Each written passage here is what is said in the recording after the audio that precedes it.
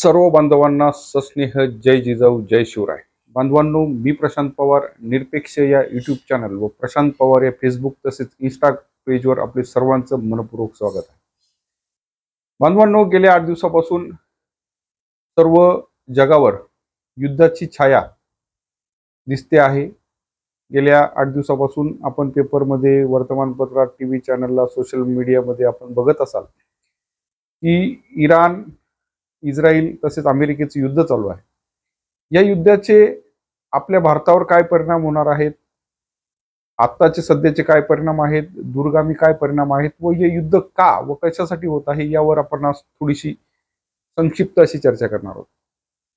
तर बांधवांनो, अमेरिका भारत जगाची महासत्ता आहे यावर कोणाचेच दुमत नाही, परंतु दुसरं कोणी महासत्ता होऊ नये यावर सुद्धा अमेरिकेची खूप नजर असते.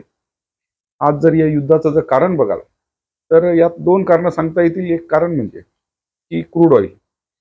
क्रूड ऑइल म्हणजे हा जो इराण हा जो देश आहे, हा देश क्रूड ऑइलने संपन्न असा देश आहे. जवळपास बऱ्याचशा जगाला या इराणच्या माध्यमातून क्रूड ऑइलचा सप्लाय होतो. आपल्या भारताला सुद्धा क्रूड ऑइल इराणकडून मोठ्या प्रमाणावर येत असतं. तसेच आपल्या भारतातील काही वस्तू सुद्धा इराणकडे जात असतात.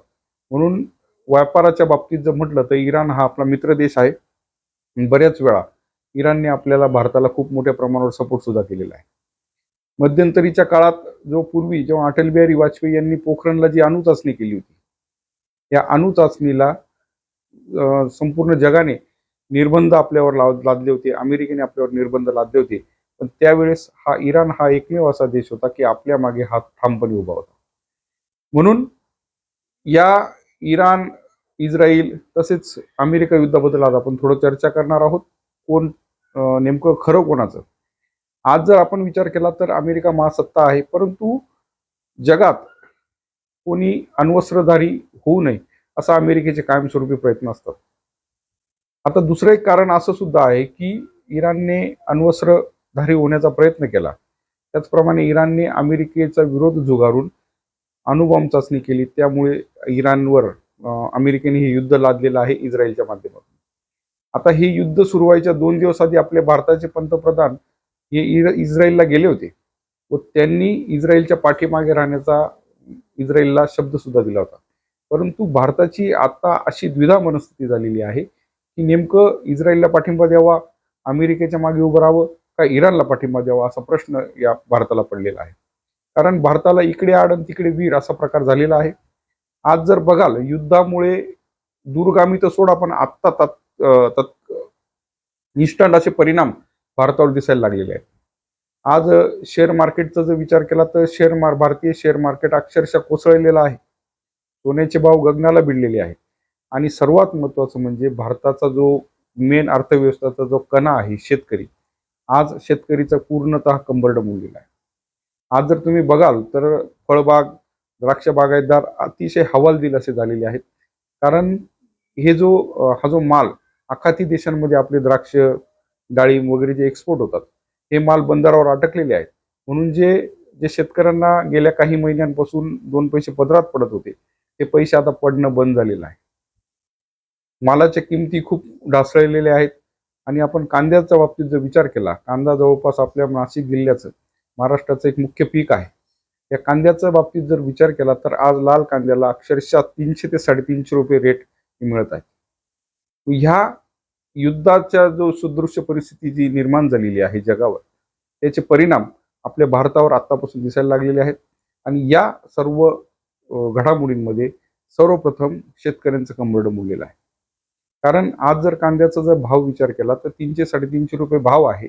आणि कांद्याला बेसिक मजुरी ही 500 ते 600 रुपये बेसिक मजुरी लागत खर्च आहे. त्यात खर्च, उत्पन्न तर सोडा, नफा तर सोडा, पण खर्च निघणं सुद्धा महाग झालेलं आहे. आणि इतर जे गुंतवणूकदार आहेत त्यांना स्कोप असतो की आज नाही मिळालं तर उद्या कुठल्या तरी गुंतवणुकीत ते रिटर्न्स मिळवू शकतात. परंतु शेतकऱ्याचं 1 वर्षाचं जर पीक गेलं तर जवळपास त्याच्या हातात भोपळाच लागतो. म्हणून ही अशी जी युद्ध सदृश्य परिस्थिती आज भारतावर आणि जगावर निर्माण झालेली आहे. जग हे 3ऱ्या महायुद्धाच्या उंबरठ्यावर उभं आहे. जवळपास जग हे 2 ठिकाणी विभागले जाईल कदाचित, अशी परिस्थिती निर्माण झालेली आहे. अनेक अफवा उठत आहेत की भारताकडे काही दिवस पुरेल एवढाच तेल साठा शिल्लक आहे, म्हणून कदाचित हे रेट पेट्रोल डिझेलचे रेट सुद्धा गगनाला भिडायची शक्यता आहे. सीएनजीचे चे तर भाव वाढलेलेच आहेत. ज्या रेग्युलर गॅस आहेत, आपले जे घरगुती गॅस आहेत, त्यांचे सुद्धा तुटवडा भासवण्याची शक्यता आहे. म्हणून जगातल्या जे मोठे नेते आहेत त्यांनी या युद्धाकडे, युद्ध कसं थांबेल यावरच सगळा विचार केला गेला पाहिजे, असं सर्वसामान्यांची इच्छा आहे. कारण या जगामध्ये युद्ध झाल्यानंतर भरडला हा फक्त सर्वसामान्य जाणार आहे. हे जे मोठे देश आहेत, मोठे लोक आहेत, यांना या गोष्टीचा कुठल्याही प्रकारचा फरक पडणार नाही.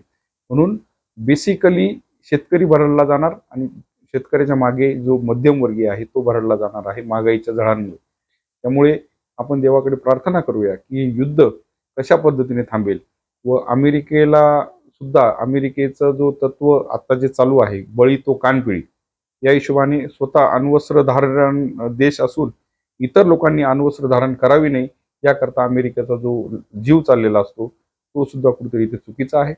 आणि मागे जसं इराकवर युद्ध झालं होतं, इराकचं जसं युद्ध झालं होतं, तसं युद्ध हे कशामुळे झाले सर्वांना सर्वश्रुत आहे. आणि हे सुद्धा क्रूड ऑइलवर, जगाच्या क्रूड ऑइलवर ताबा मिळवण्याकरता हा अमेरिकेचा हा सर्व खटाटोप चालू आहे इस्रायलच्या माध्यमातून. हे सर्व जगाला आता समजलेलं आहे. म्हणून अमेरिकेने जगाचा अंत न बघता, जगाला वेठीस न धरता हे युद्ध कुठेतरी थांबवावं. आणि इथेच मी थांबतो. जय हिंद, जय महाराष्ट्र.